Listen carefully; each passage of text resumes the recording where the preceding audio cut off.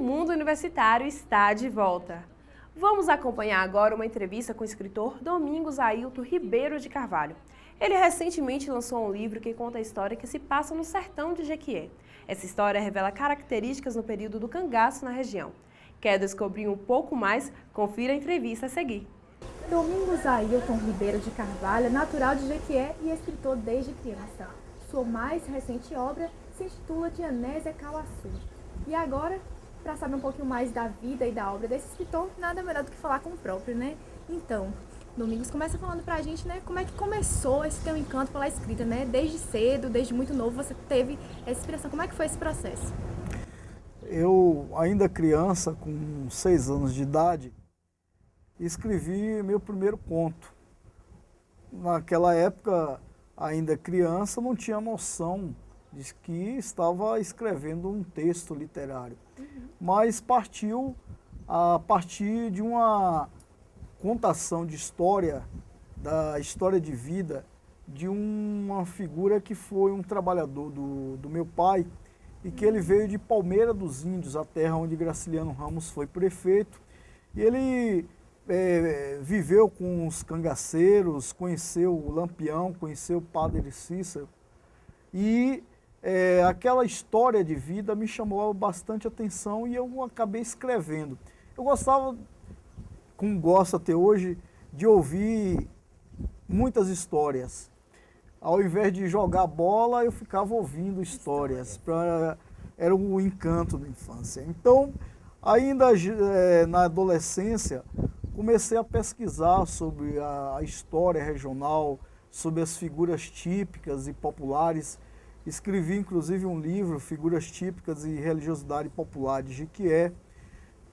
Escrevi um romance sobre as festas juninas, um romance de época, O Fogo do Povo.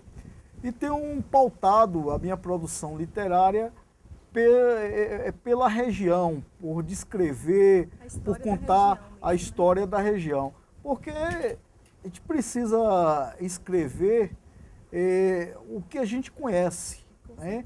E, na verdade, valorizar, não é, as nossas raízes. Nós temos uma região bastante rica em histórias, né? Nós todos somos, tanto os jequienses como os conquistenses, filhos do sertão da ressaca. Né? Então, eu estou escrevendo, inclusive, um próximo romance sobre esse processo de colonização do sertão da ressaca, sobre o extermínio dos índios mongonhóis e cotoxóis pela ação do João Gonçalves da Costa, sobre o José de Sá Bittencourt, que foi um confidente, foi o primeiro colonizador das terras jequienses, e também meu patrono na Academia de Letras de Jequié.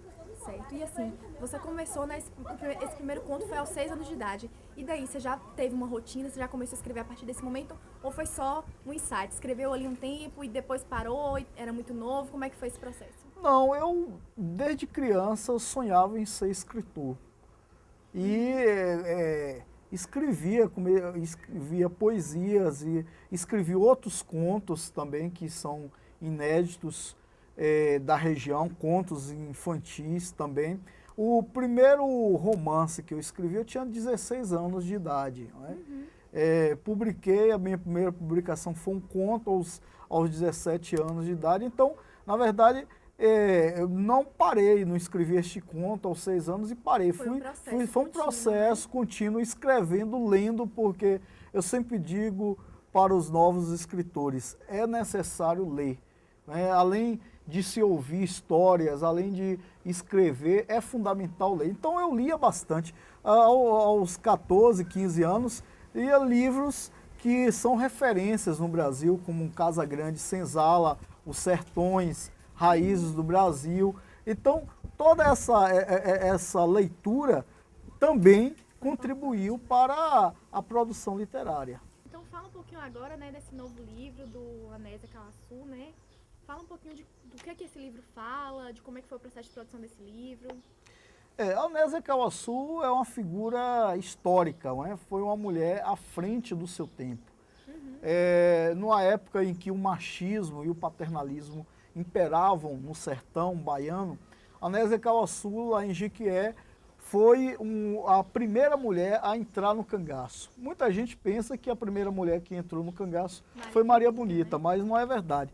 Quando Maria Bonita nasceu, em 1911, Anésia Cauaçu já estava no cangaço. Porque os cauaçus, eles entraram no cangaço por uma questão de vingança. Havia uma briga entre duas famílias em Brejo Grande, que é hoje Ituaçu, a família Silva, que era denominada de Rabudos, e a família Gondim, que era denominada de Mocós. Dentre os Rabudos estavam o Zezinho dos Laços, que era um chefe de jagunços, que convidou Augusto Cauaçu para uma emboscada contra os Mocós, contra a família Gondim. E o Augusto não aceitou, dizendo que os Cauaçus tinham uma boa relação tanto com a família Gondim quanto com a família Silva. Então ele mandou assassinar o Augusto. Por conta desse assassinato, os Cauaçus se reúnem, a família, e resolve vingar essa morte, e por conta disso entram no cangaço.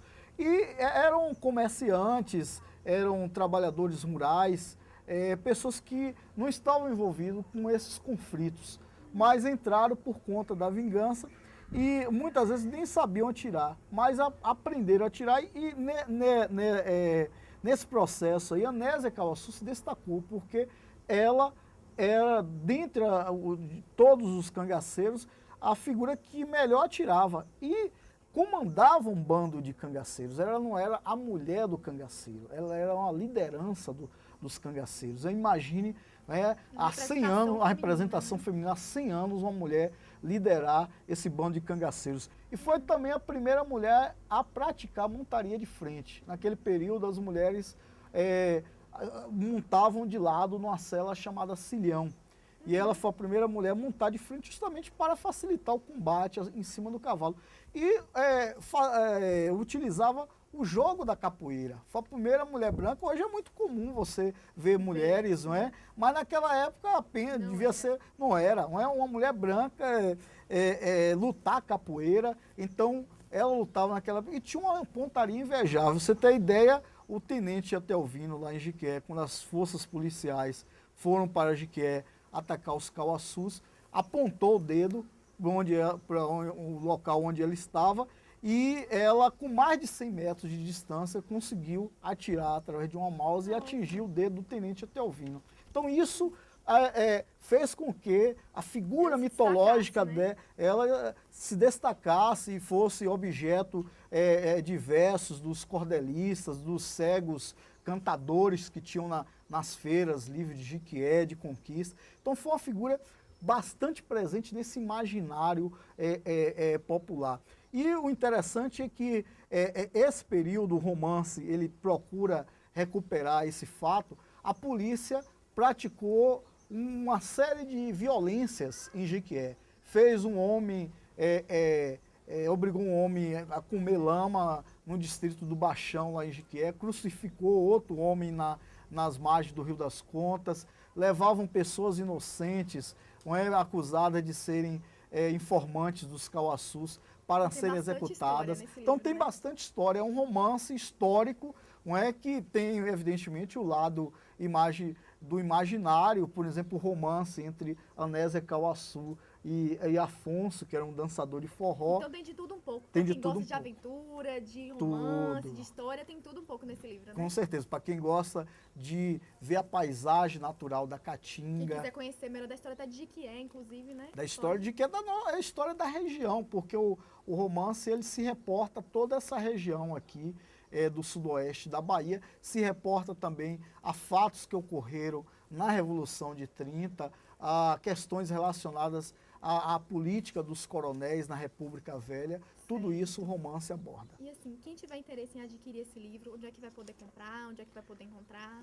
Olha, nós fizemos o lançamento do livro no dia 28 e iremos deixar à venda no Museu Regional da UESB, visto que lá outros livros são vendidos nesse local, então iremos deixar também lá o Anésia Cauaçu para que as pessoas possam adquirir. Certo. E para finalizar, finalizar, Domingos, fala pra gente, né? Você meio que já falou um pouquinho, você já está pensando no novo projeto, já está se dedicando a um novo livro. Fala um pouquinho mais a respeito desse livro e se já tem uma previsão de quando ele vai ser lançado.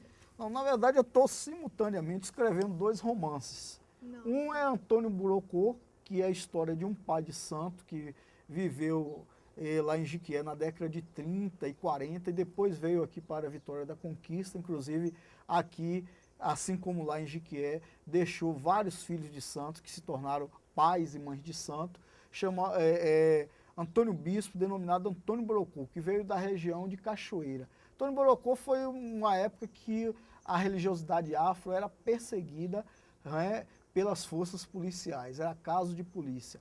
Então ele enfrentou com resistência e conseguiu, na verdade, fazer com que esse terreiro desse continuidade. E, simultaneamente, estou escrevendo um romance, Águas Claras, que é um romance sobre a colonização do Rio das Contas e do Sertão da Ressaca. Aí tem como personagem o João Gonçalves da Costa, que foi colonizador, inclusive aqui, de Vitória da Conquista. Vai se reportar, inclusive, sobre o genocídio feito aos índios aqui em Vitória da Conquista, o Banquete da Morte, não é?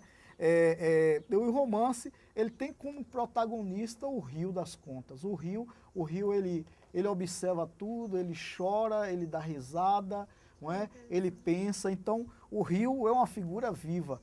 E o romance vai festejar o centenário da enchente de 1914, que vai acontecer o ano que vem. Não é? Então, pretendo esses 2 romances serem lançados no ano que vem. Tá certo, então. Muito obrigada, Domingos. Parabéns pelo seu trabalho e boa sorte aí, né, no lançamento desses próximos trabalhos. Muito obrigado. Catarina Paixão para o Mundo Universitário. Não saia daí, no próximo bloco você confere mais uma edição do quadro Sinais do Mundo. Até já!